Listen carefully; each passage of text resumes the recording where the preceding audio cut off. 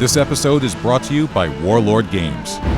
For the best-selling, history-themed tabletop games, head over to the Warlord Games website and check out the Naval Warfare in the Black Sea series. Buccaneers, the Caribbean, 17th to the 18th century.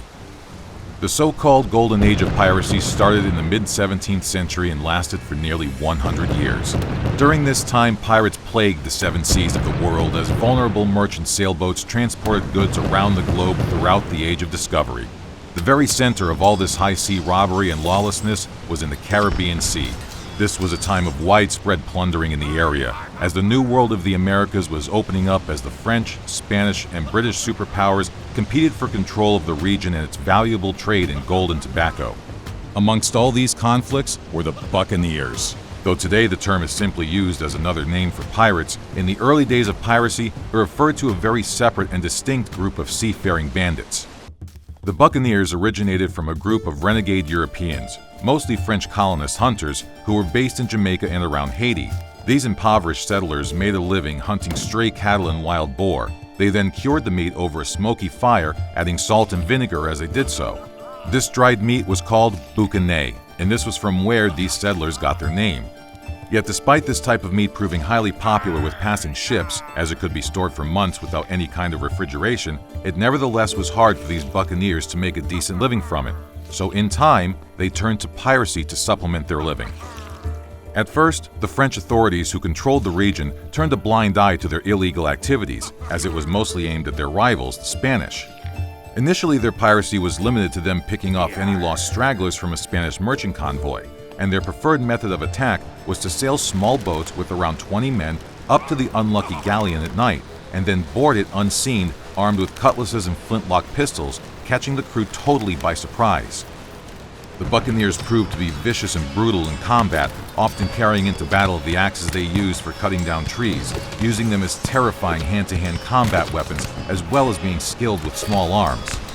They looked a little different from the normal everyday pirates of the Caribbean, as they wore clothing influenced by their simple French peasant roots, favoring wide-brimmed, floppy hats, plain clothing with rudimentary fastenings void of any buckles or ornate buttons, though the captains of their ships wore a red cloak and sash as a symbol of their rank and authority. Soon after the British seized the Spanish colony of Jamaica in 1665, the British authorities started to actually encourage the Buccaneers to attack Spanish, Dutch, and French shipping and settlements in the area. In the Caribbean region during the 1660s, the Dutch had the real monopoly of trade, something that bothered the other European powers trying to profit from trade in the area. The British issued letters of marque to the Buccaneers to attack the Dutch and later the French when they joined the Dutch side in the Second Anglo-Dutch War of 1665 to 1667. However, while they could not let the Buccaneers attack the Spanish, they knew their real interest was in looting, so they couldn't stop them from robbing their ships. The prize ships that everyone knew were full of riches from the Americas. The Buccaneers were also important in protecting the Jamaican island and to bring supplies and coins stimulating trade, so the British started to continuously use the Buccaneers' service on their behalf. The British governor even gave the Buccaneers safe anchorage in Kingston Harbor in Jamaica, as well as the Royal Navy, which provided movements and the locations of enemy shipping and colonies.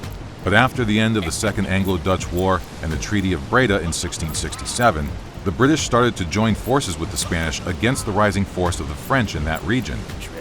Ultimately, the British authorities found the Buccaneers to be too unruly, burning any ship or colony they captured too far often, as well as being too fond of slaughtering all those who stood against them. The Buccaneers emerged as a major power in the area. Their ranks had swelled by people from all different nationalities, consisting mostly of escaped convicts and slaves, but also by soldiers of fortune and deserters. In the course of the late 17th century, due to the changes of rivalries between the European powers disputing control over Caribbean trade, the Buccaneers were slowly absorbed into the network of battles and conflicts between those countries. By the last decade of the century, they were no longer a disrupting force. For some time during the 1670s and 1680s, with the political situation stabilizing in the Caribbean, the Buccaneers found themselves with fewer and fewer allies and in desperation turned to attacking settlements and ships regardless of nationality. The same reason that made them strong now began to make them weak, as there were less and less new areas they could attack and loot. Many of the Buccaneers' men and captains were captured and executed. The preferred method of the British was to hang them and place their bodies in an iron cage called a gibbet. They were then publicly displayed by being hung up high in the air by an iron chain and left there on public display until all the flesh had rotted off the corpse, a process that could take as much as 2 years. The last significant raid by the Buccaneers was in 1697. This was when the French, who were in a war against the Grand Alliance formed by England, Spain, and the Dutch, out of desperation enlisted their help to attack the wealthy Spanish port of Cartagena on the northern coast of Colombia in South America. The raid went exceptionally well, as the Spanish were caught completely off guard, and the joint French and Buccaneer fleet left with a sizable fortune in plundered goods. But then, the French managed to swindle the Buccaneers out of their share of the loot and went back to France. The infuriated Buccaneers returned to Cartagena and ransacked it again, but this time, without the French to restrain them, they went on a rampage, carrying out mass murders and beatings, as well as burning down a large part of the port itself. Though shortly afterward, at the end of the 17th century, the Buccaneers, as a distinct and separate entity, had completely disappeared, and the term would forevermore be merely used as an alternate name for pirates.